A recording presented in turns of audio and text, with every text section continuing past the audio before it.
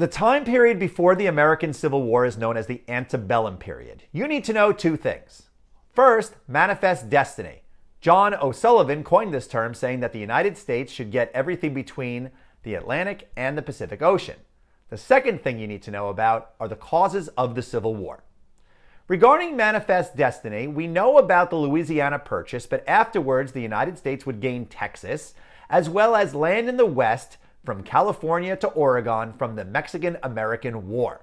Regarding Texas, after the Battle of the Alamo, where American settlers were massacred, eventually you are going to see Sam Houston and Steve Austin rally people in that area to gain their independence.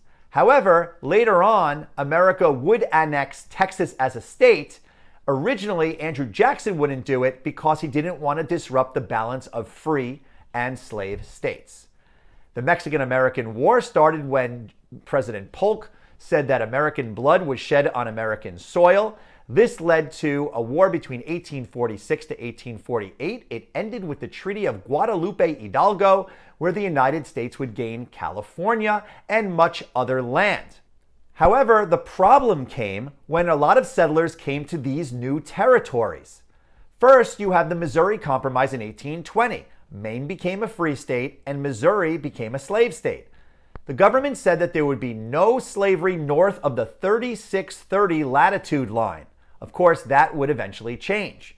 When California became a state after the gold rush, you had the issue of another imbalance. Here came a very controversial compromise, the Compromise of 1850.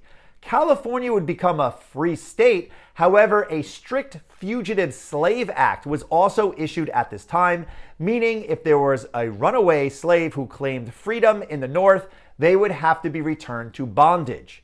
In addition, the Compromise of 1850 said that you could not trade slaves in Washington, D.C., and let the territories of New Mexico and Utah decide for themselves if they would have slavery or not in a process called popular sovereignty. Popular sovereignty would be the issue for the Kansas-Nebraska Act as well. Stephen Douglas supported that act that got rid of the Missouri Compromise because now slavery would need to be voted on north of the 3630 line. The vote led to immense violence known as Bleeding Kansas, where many people were killed.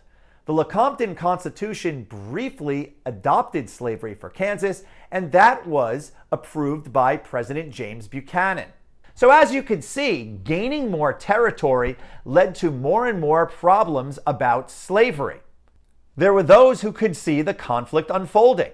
David Wilmot, who had the Wilmot Proviso, said that Mexico should never have slavery even before the United States gained that territory. But Congress wouldn't talk about slavery because of what was called gag rule. Abolitionists were out in force. You have Uncle Tom's Cabin, written by Harriet Beecher Stowe. In addition, you have William Lloyd Garrison, an outspoken abolitionist who wrote the newspaper The Liberator. Perhaps the most famous abolitionist was Frederick Douglass. He knew firsthand the horrors of slavery and put them into his book, The Slave Narrative of Frederick Douglass.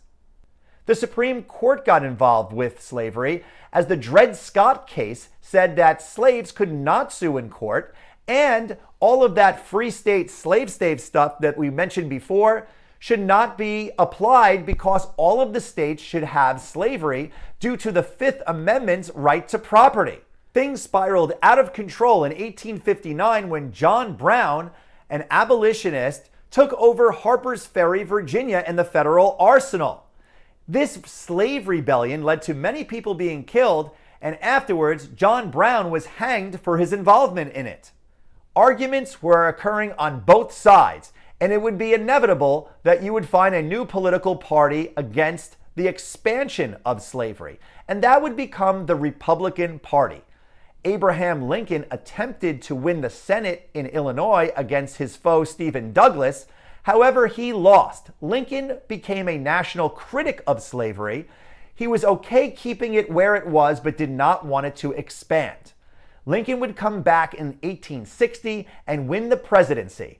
At that point, South Carolina, followed by other southern states, would secede from the Union. Secession meant that there were, in fact, two different countries in the United States, the Union and the Confederacy.